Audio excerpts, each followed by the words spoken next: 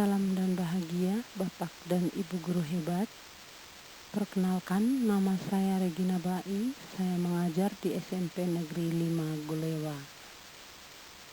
Pada kesempatan ini saya akan memaparkan tugas koneksi antar materi pada modul 1.1 berkaitan dengan kesimpulan dan refleksi pemikiran Ki Hajar Dewantara tentang pendidikan. Dalam mengerjakan tugas ini, saya mengacu pada 3 pertanyaan pemantik, yaitu yang pertama, apa yang Anda percaya tentang murid dan pembelajaran di kelas sebelum Anda mempelajari modul 1.1? Pertanyaan kedua, apa yang berubah dari pemikiran atau perilaku Anda setelah mempelajari modul ini? Dan pertanyaan yang ketiga, apa yang dapat segera Anda terapkan lebih baik agar kelas Anda mencerminkan pemikiran Ki Hajar Dewantara? Sebelum mempelajari modul ini, saya beranggapan bahwa untuk meningkatkan hasil belajar siswa yang rendah hanya dapat dilakukan dengan kegiatan remedial, walaupun nilai remedial yang diperoleh justru lebih kecil dari sebelumnya. Hal itu bisa saya bantu dengan memberikan beberapa tugas kepada anak.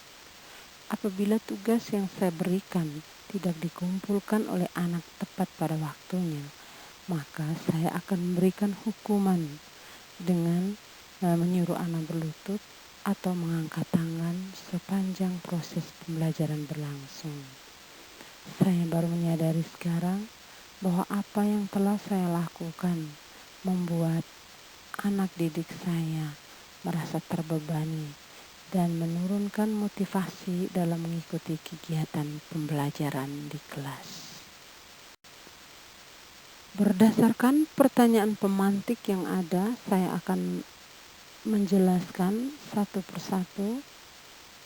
Dimulai dari pertanyaan yang pertama, apa yang Anda percaya tentang murid dan pembelajaran di kelas sebelum Anda mempelajari modul 1.1. Sebelum mempelajari modul ini, faktanya bahwa sebagai seorang pendidik, saya merasa selama ini belum memberikan apa yang menjadi kebutuhan anak didik di sekolah saya. Selama ini, proses pembelajaran yang terjadi itu, saya hanya benar-benar melakukan atau meningkatkan nilai pengetahuannya saja. Walaupun dalam proses pembelajaran, saya melakukan penilaian sikap dalam kegiatan diskusi dan presentasi di kelas, sementara saya tidak pernah memperhatikan aspek yang lainnya. Saya tidak pernah mengidentifikasi minat dan bakat anak sebelum memulai pembelajaran, karena saya beranggapan bahwa bakat dan minat cenderung diasah dan diarahkan dalam kegiatan ekstrakurikuler dan kegiatan kokurikuler yang terjadi di sekolah saya. Pertanyaan yang kedua, apa yang berubah dari pemikiran atau perilaku Anda setelah mempelajari modul ini? Setelah mempelajari modul ini, saya baru memahami filosofi pendidikan Ki Hajar Dewantara, di mana menurut beliau bahwa tujuan pendidikan yaitu menuntun segala kodrat yang ada pada anak agar mereka dapat mencapai keselamatan dan kebahagiaan yang setinggi-tingginya, baik sebagai manusia maupun sebagai anggota masyarakat. Oleh karena itu, pendidik hanya dapat menuntun tumbuh dan hidupnya kekuatan kodrat yang ada pada anak, agar dapat memperbaiki lakunya, bukan dasarnya. Semua anak memiliki keunikannya masing-masing. Proses pembelajaran yang dapat mengakomodir kebutuhan belajar murid akan menciptakan pembelajaran yang sangat bermakna. Kini saya menyadari bahwa zaman sudah berubah, di mana anak hidup di tengah-tengah kecanggihan teknologi, dan saya menyadari juga bahwa saya bukan satu-satunya sumber belajar bagi mereka. Banyak sumber belajar lain yang bisa dimanfaatkan dalam meningkatkan pengetahuan serta minat dan bakat murid. Saat ini, upaya yang dapat saya lakukan adalah menuntun dan menempatkan murid menjadi subjek dalam pembelajaran untuk mencari dan membangun pemahamannya sendiri. Saya tidak boleh hanya berfokus pada kemampuan kognitif saja, tetapi juga saya harus dapat mendampingi murid mengembangkan kemampuan sosial emosionalnya. Dengan memahami filosofi pendidikan Ki Hajar Dewantara, saya mulai merencanakan pembelajaran sesuai kebutuhan murid dan membantu murid menjadi manusia yang merdeka sesuai dengan zamannya.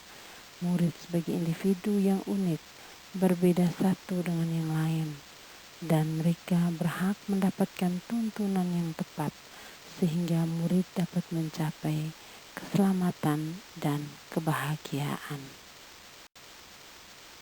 Pertanyaan yang ketiga, apa yang dapat segera Anda terapkan lebih baik agar kelas Anda mencerminkan pemikiran Ki Hajar Dewantara? Jadi, yang dapat saya terapkan lebih baik agar kelas saya mencerminkan pemikiran Ki Hajar Dewantara adalah dengan menyadari bahwa masing-masing murid adalah individu yang unik dan istimewa. Mereka memiliki potensi, bakat, dan minat, juga karakter yang berbeda-beda. Untuk itu, saya harus mampu mengenali keunikan tersebut sebelum melakukan proses pembelajaran di kelas. Pokok pemikiran Ki Hajar Dewantara yang dapat membantu saya untuk lebih menyadari tugas dan tanggung jawab saya sebagai guru ke depan adalah memahami dan mengamalkan. Yang pertama adalah slogan atau semboyan dari Ki Hajar Dewantara, yaitu Ingarso Song Tulodo, artinya guru harus berada di depan untuk memberikan contoh. Bahwa sebagai guru, saya harus menjadi pribadi yang patut untuk dicontohi anak didik saya. Yang kedua, Yang Madya Mangun Karsa, artinya guru harus berada di tengah dan memberikan semangat atau motivasi kepada anak. Bahwa saya selalu berada di tengah anak didik saya dan terus memberikan motivasi yang positif. Dan semboyan ketiga yaitu Tuturi Handayani, artinya bahwa guru harus berada di belakang untuk memberikan dorongan kepada anak didik. Jadi ini hasil pemikiran Ki Hajar Dewantara mengenai pendidikan, meluaskan pandangan saya bahwa pendidikan merupakan upaya untuk memerdekakan manusia. Sebagai guru, saya berupaya untuk menjadi penuntun bagi mereka untuk mencapai kekuatan dan kodrat sesuai dengan alam dan zaman. Jadi pembelajaran yang saya lakukan di kelas harus berpihak pada murid dengan menempatkan mereka sebagai subjeknya.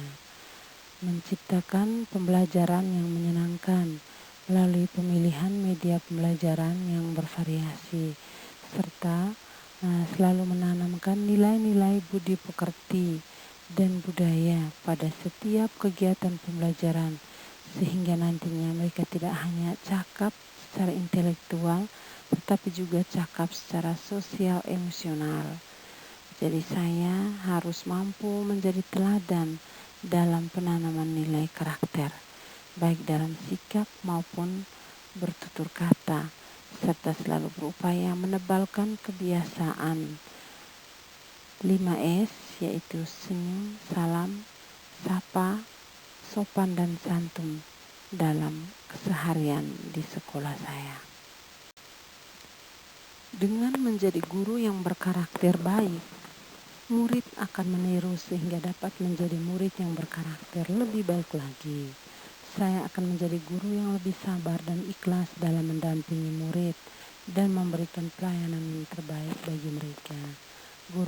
Saya akan menjadi guru yang selalu menghargai dan memuliakan murid, tidak memberikan teguran atau sanksi yang keras, namun berupaya mengamuni murid agar menumbuhkan rasa nyaman, bukan rasa takut. Karena guru yang baik adalah guru yang disenangi dihormati dan disegani, bukan guru yang ditakuti. Sekian pemaparan dari saya, semoga bermanfaat dan terima kasih.